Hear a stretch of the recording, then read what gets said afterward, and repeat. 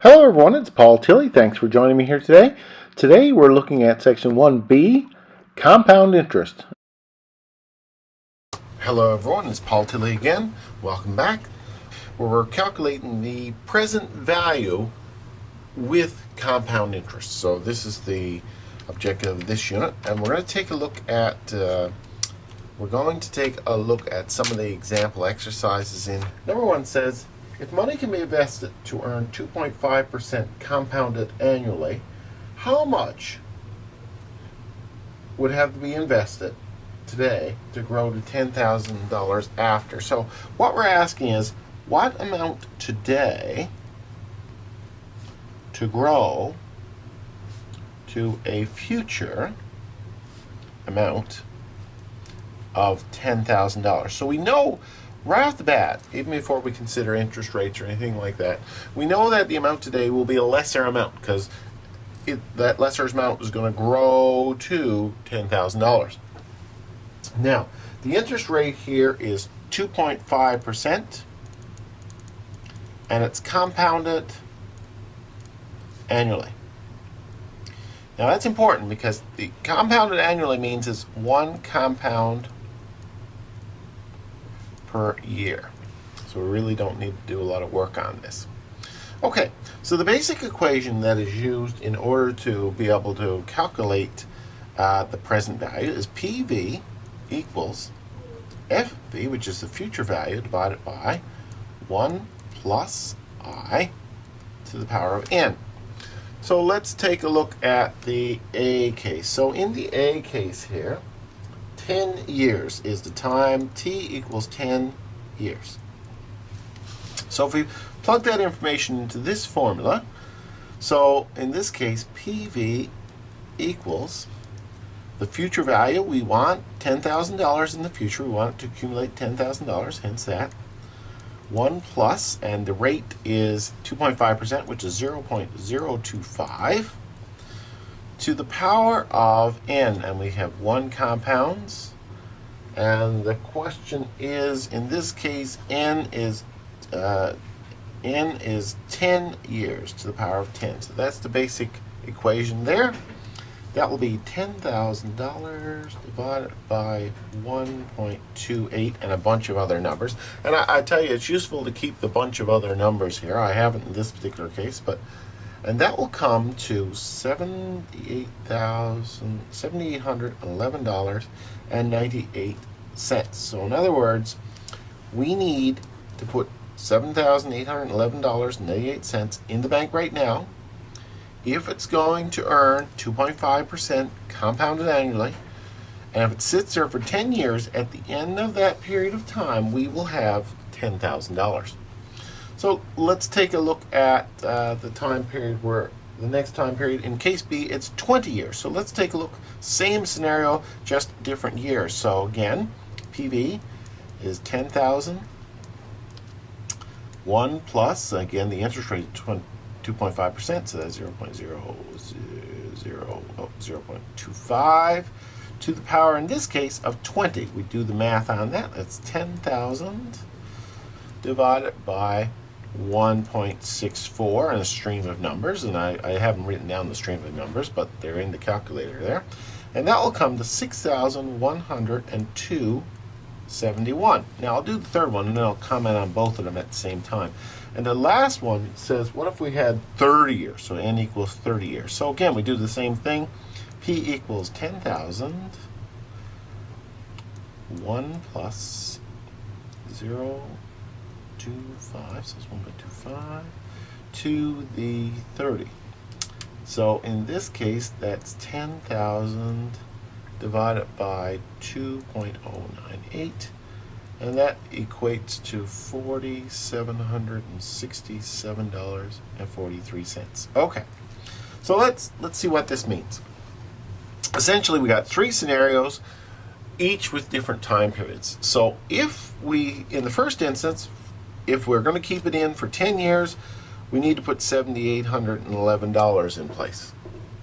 If we're going to keep it in for 20 years in order to accumulate the 10,000, we need a lesser amount put in. That makes sense because it grows over a longer period of time. So $6,102.71 will, over 20 years at 2.5% compounded annually, grow to $10,000. Notice that after 30 years, however, you can see the effect of time on compounding. We need less than $5,000. We could put less than $5,000, $4,767.43 into an account that would earn 2.5% annually for 30 years.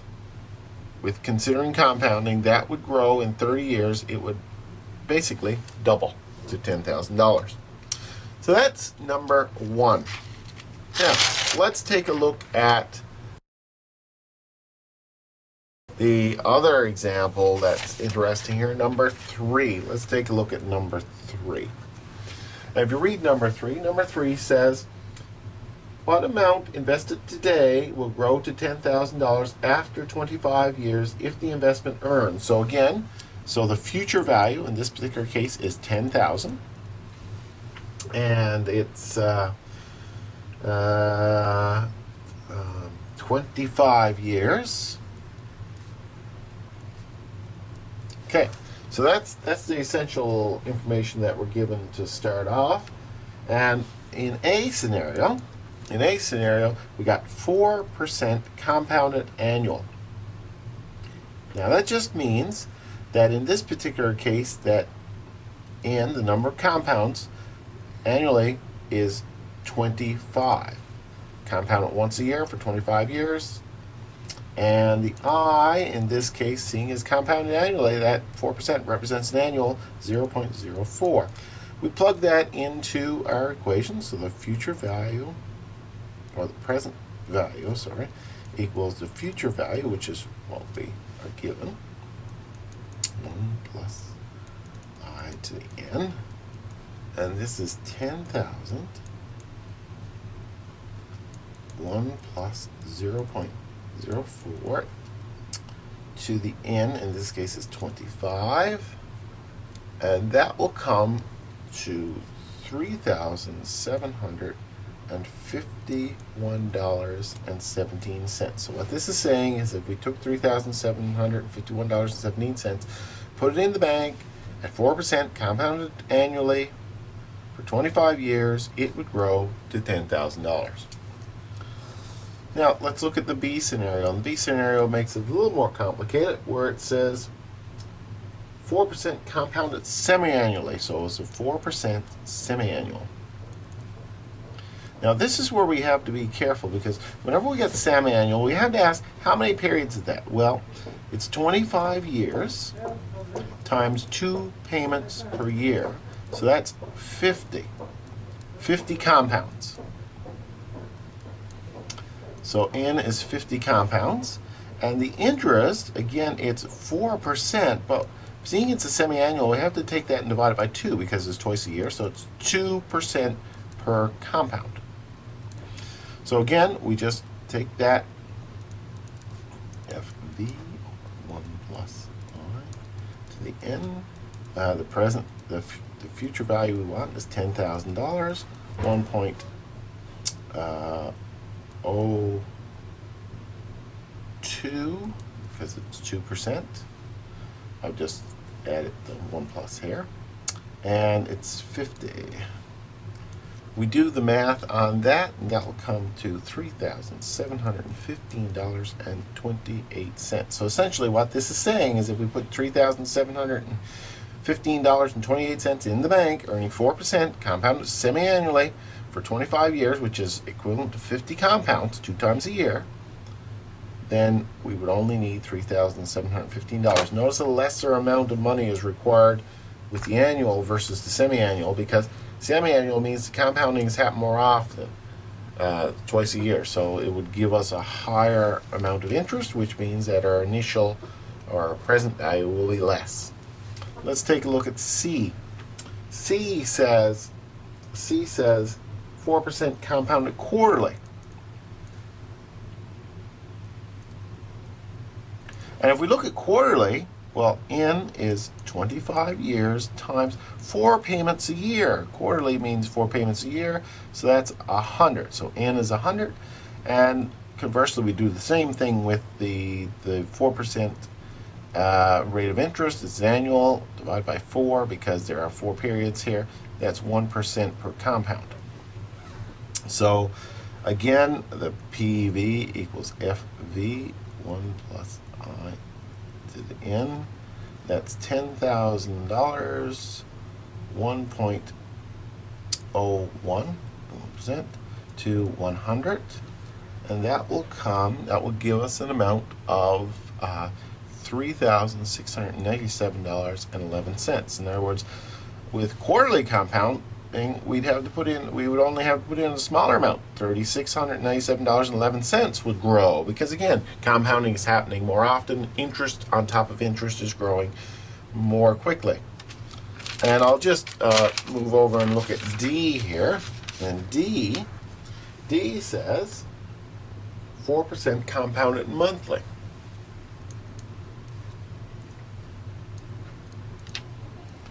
Okay, so in this particular case, our N, it's 25 years times monthly, that's 12 months in a year, so that is a total of 300 compounds.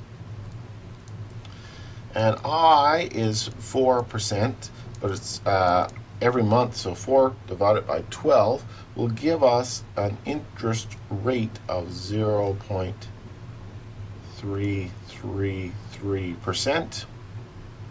Okay, which is the equivalent, if we turn that to a decimal, that's 0.0033. We plug that into P equals FV, 1 plus I to the N, and that's 10,000.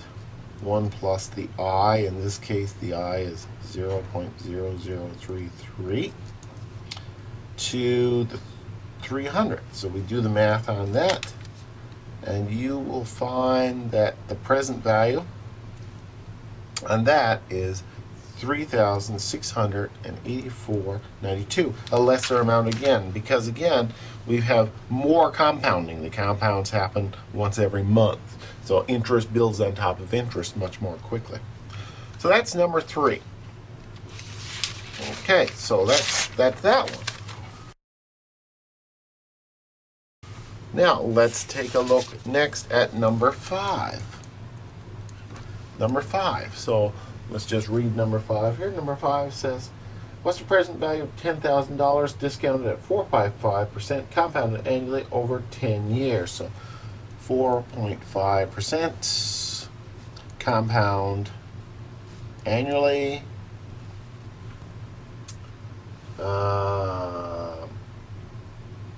It's $10,000.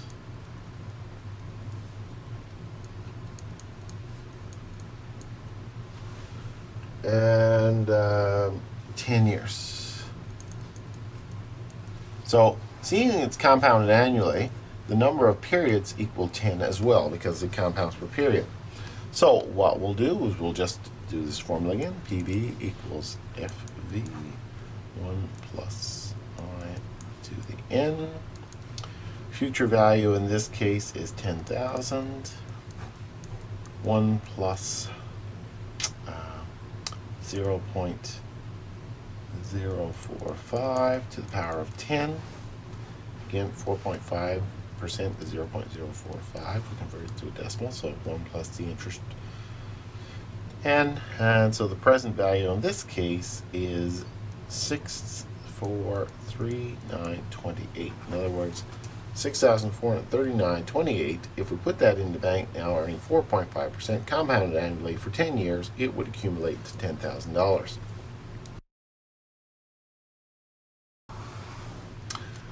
Let's take a look next at number 7. Number 7 is a little more complicated again. Number 7 says, the maturity value of investment after 42 months is 9,704.61. So this 9701 is there. So what was the original investment? So what was the original investment? The original investment is the present value in that case. 3.5% compounded semi-annually. Okay, so there's the basic bits of information. So our future value is 9704.61. Our in this particular case, our interest is 3.5% annually, but the payments are semi-annual, so we got to divide it by 2 because and that will give us the interest rate per payment. So that's 1.75%. Okay, so that would give us the I value, and that equates to 0.0175. And the other one, N, in this particular case, we are looking at 42 months. So what we have to do is we got to convert 42 months to years. So let's take 42 months divided by 12 equals 3.5 years. Okay? So now we say that semi-annually, so 3.5 years times 2 times a year equals 7 compounds. So there's N as the 7 compounds. So it takes a bit of fooling around with this one, but something you must understand is that we need to be able to convert it to years. So simply we just plug it into the formula. Future value is 9704.61. That's 1 plus 0.0175, and to the N is 7. So in this case, then the present value is 8594.83, meaning that if we put $8,594.83 in a savings account for 42 months, earning 3.5% compounded semi-annually, it would grow to $9,704.61 at the end of the period. And that's how you do that one.